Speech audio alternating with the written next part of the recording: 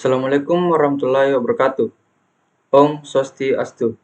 Perkenalkan, nama saya Erwin S. dengan NIM 240901500015. Di sini, saya akan menjelaskan materi tentang jenis tulisan ilmiah.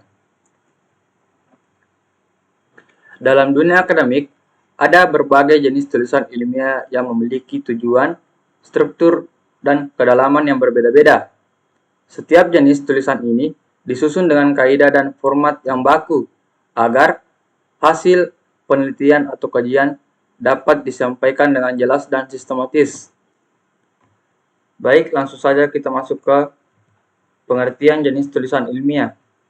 Karya ilmiah adalah tulisan yang disusun berdasarkan hasil penelitian atau kajian yang sistematis, logis, dan objektif, dengan tujuan menyampaikan pengetahuan atau temuan baru kepada khalayak akademik atau profesional. Berbagai jenis karya ilmiah memiliki karakteristik, struktur, dan fungsi yang berbeda, sesuai dengan tujuan dan penulisannya. Adapun beberapa jenis tulisan ilmiah, yaitu yang pertama, makalah. Makalah memiliki struktur umum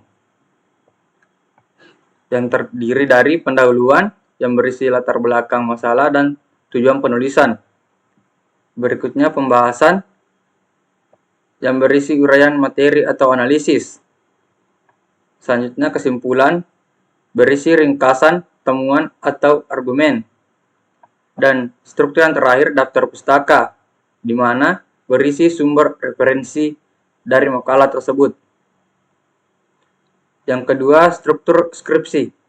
Terdapat strukturnya pendahuluan, tinjauan pustaka, metode penelitian, hasil penelitian dan pembahasan, kesimpulan, dan saran. Yang ketiga, struktur tesis. Terdiri dari pendahuluan, tinjauan literatur, metode penelitian, hasil penelitian, pembahasan, dan kesimpulan. Struktur disertasi terdiri dari pendahuluan, tinjauan pustaka, metode penelitian, hasil penelitian dan pembahasan, serta kesimpulan dan rekomendasi.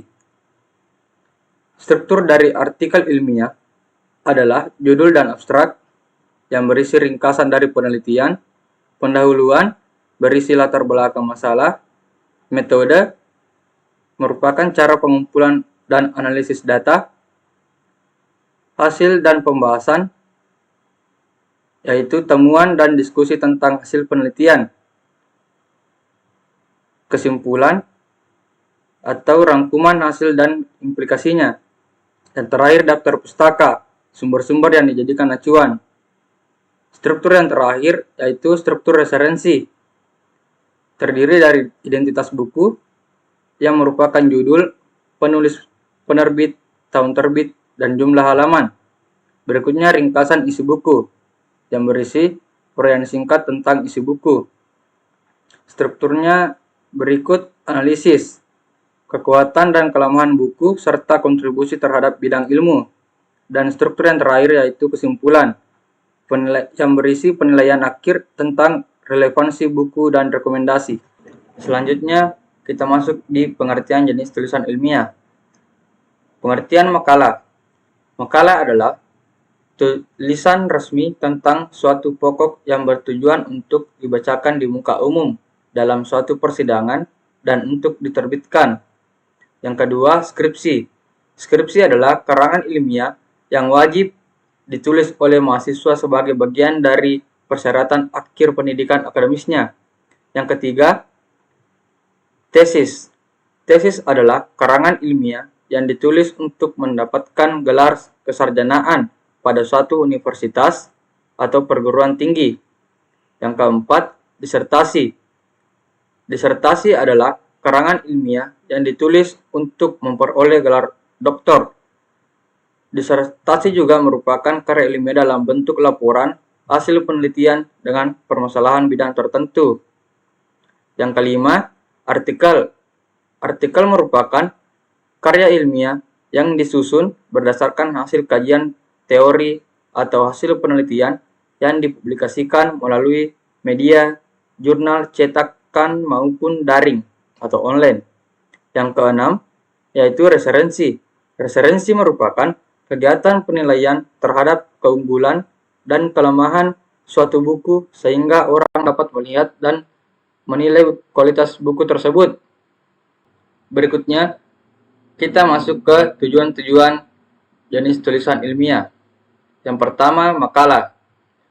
Makalah bertujuan untuk memberikan informasi mengenai suatu topik kepada pembaca dan menyajikan pengetahuan atau temuan yang menambah pemahaman orang terkait suatu isu atau masalah. Yang kedua, skripsi. Bertujuan untuk mengembangkan kemampuan dalam menulis karya ilmiah berdasarkan disiplin ilmu yang dapat dipertanggungjawabkan secara ilmiah. Yang ketiga, tesis. Bertujuan untuk memberikan kematangan dalam membangun kerangka berpikir atau berdasarkan teori dalam satu bidang keilmuan kepada mahasiswa untuk memecahkan masalahnya. Yang keempat, disertasi.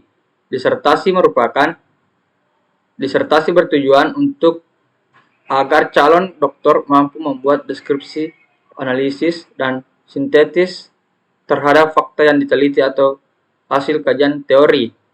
Yang kelima, artikel.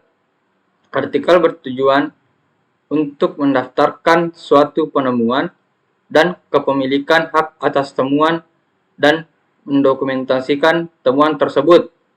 Yang keenam, yaitu resensi. Bertujuan untuk memberikan gambaran umum tentang kualitas, nilai, dan karakteristik suatu karya serta memberikan pandangan atau interpretasi dari sudut pandang penulis. Selanjutnya kita masuk ke penggunaan jenis tulisan ilmiah. Yang pertama yaitu ada makalah. Makalah digunakan untuk sebagai tugas akademik atau presentasi dalam seminar. Yang kedua, skripsi. Digunakan untuk menunjukkan kemampuan mahasiswa dalam melakukan penelitian secara mandiri. Yang ketiga, tesis.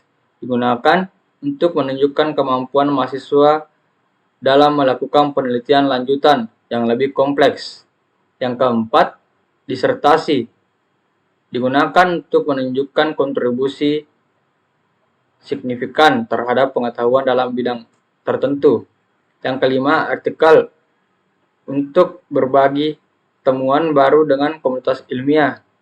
Yang keenam, digunakan untuk menyampaikan pandangan kritis dan memberikan wawasan mengenai karya yang diulas.